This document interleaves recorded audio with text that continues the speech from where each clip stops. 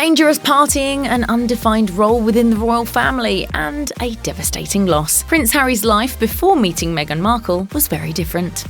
In their official engagement interview with the BBC in November 2017, Prince Harry and Meghan Markle revealed that they first hit it off after a friend set them up on a blind date. We were introduced actually by a mutual friend. In their Netflix docuseries, Harry and Meghan, Harry elaborated on the story, revealing that he became interested in Markle when he saw her posing with their mutual friend on Instagram. The rest, as they say, is history. Before Markle caught his eye, Prince Harry had been in a series of relationships with notable women. His longest relationship was with businesswoman Chelsea Davy. They reportedly dated on and off from 2004 to 2011. Prior to his romance with Davy, Harry was rumoured to be dating TV presenter Natalie Pinkham, as reported by The Telegraph. And after his breakup with Davy, the royal is rumoured to have dated Norwegian singer Camilla Romstrand. The Saturday singer Molly King also confirmed that she briefly dated Prince Harry in 2012, per the London Evening Standard. The same year, the prince reportedly started dating actor Cressida Bonas. They broke things off in 2014, and Bonas later shared her experience of dating the prince in a BBC podcast. Harry has also been linked to the late TV presenter Caroline Flack, singer Ellie Goulding, model Florence St. George, and Princess Beatrice's pal Astrid Harbord. But it wasn't until the Duke of Sussex met Meghan that he finally settled down. After leaving their royal life in the UK behind, Prince Harry and Meghan Markle moved into their stunning Montecito home in Santa Barbara. While it's no palace, the $15 million mansion is most definitely fit for royalty. In fact, the value of the sprawling property reportedly nearly doubled within 2 years of them moving there, per The Sun. The oceanside home comes with 9 bedrooms and 19 bathrooms, a cozy movie hall, a spa, a wine cellar, a game room, and a guest house. However, long before he relocated to the United States, Harry was already accustomed to taking up residence in sizable mansions. As the second son of King Charles III and the late Princess Diana, Harry spent many of his formative years at Kensington Palace. In 2003, Harry reportedly moved into Clarence House, and it was nearly a decade before he relocated back to a one-bedroom apartment at Kensington Palace, per CBS News. Harry would later move into Nottingham Cottage within the grounds of Kensington Palace. The property boasts 2 bedrooms, a bathroom, a kitchenette, and reception rooms. After Harry married Meghan in 2018, the couple initially lived at Nottingham Cottage together before moving to Frogmore Cottage on the Windsor Castle estate. While many find the extravagant life of the royal family glamorous, Prince Harry apparently loved nothing more than when he got to live like everybody else in the army. In fact, during Oprah Winfrey's mental health docuseries, The Me You Can't See, the prince revealed that he was at his happiest when he served in the army for 10 years. Despite being part of the military, his father King Charles III would often remind him of the fact that he was still very much a prince. As Harry once told The Guardian, "It's very easy to forget about who I am when I am in the army. Everyone's wearing the same uniform and doing the same kind of thing. I get on well with the lads and I enjoy my job. It really is as simple as that." During his time serving in the British Armed Forces, Harry was the commander of a sophisticated attack helicopter and its operational tours. After he left the army, Harry released a statement saying he would always be grateful for the experiences he had during his service.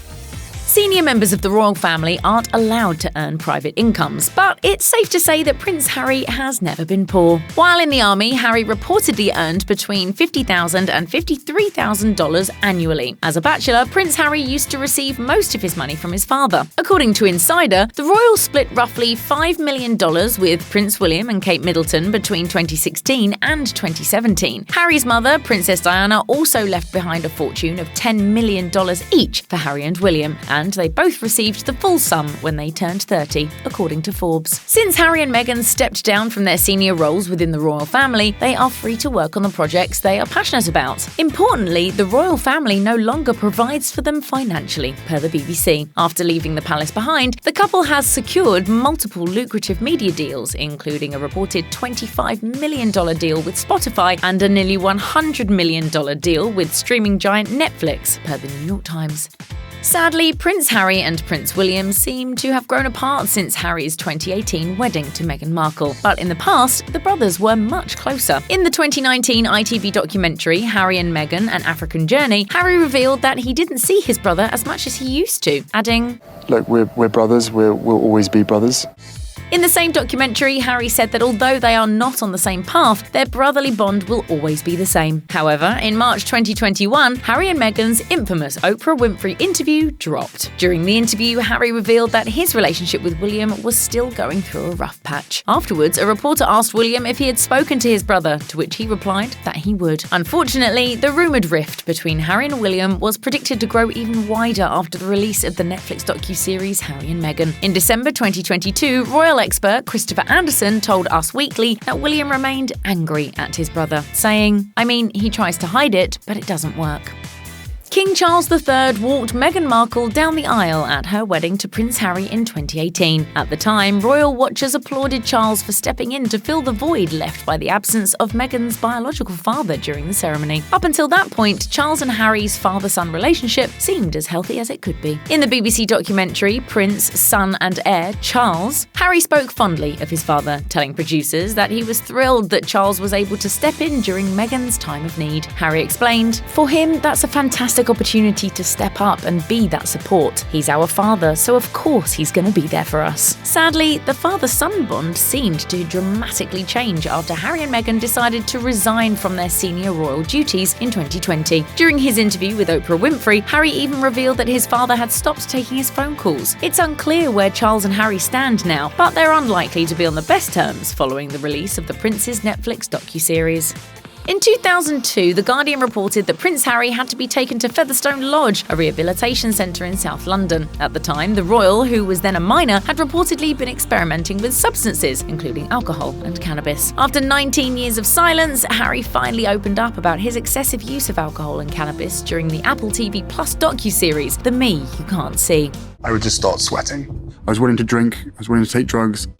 The prince explained that he was so disturbed by the circumstances that led to the untimely death of his mother, he resorted to numbing himself with alcohol. As Harry said, "I would probably drink a week's worth in one day on a Friday or a Saturday night. I was willing to try and do the things that made me feel less like I was feeling." Royal author Valentine Lowe later suggested in his book, Courtiers, that the wild side of Harry died when he met his wife. Following the sudden death of his mother, Prince Harry wasn't sure he would ever have a family of his own. Ultimately, he was afraid that history would repeat itself. After everything that had happened to my mum, and to now be put in a position of losing another woman in my life. During an appearance on Dax Shepard's Armchair Expert podcast, Harry revealed that therapy made him recognise his privileges and led him to change his mindset. At the time, he decided that he would make the best of the hand he was dealt, because he knew that he couldn't just up and leave the palace. However, Harry's future as a royal was not predestined like Prince William's. Their lives are vastly different because of where they fall in the line of succession. Their former advisor, Sir David Manning, once said, per E! News, "Harry can be very much a central part of the royal family, a great inspiration to his generation and others, or he could just ride off into the sunset and do whatever he wants." Whereas that isn't really an option for William. Prince Harry has always been open about the struggles he faced following the death of his mother, Princess Diana. Harry struggled with panic attacks and anxiety issues throughout his entire adult life, telling Oprah Winfrey, 28 to probably 32 was a nightmare time in my life. After losing his mother as a child, the royal didn't allow himself to feel his emotions. His brother, Prince William, reportedly tried to convince Harry to seek therapy, but he didn't take his advice for the longest time. The prince finally decided to seek professional help following a conversation with his wife. Harry told The Telegraph, "And then I started to have a few conversations, and actually all of a sudden, all of this grief that I have never processed started to come to the forefront. And I was like, there is actually a lot of stuff here that I need to deal with." If you or anyone you know needs help with addiction issues, help is available. Visit the Substance Abuse and Mental Health Services Administration website or contact SAMHSA's National Helpline at 1-800-662-HELP. That's 1-800-662-4357.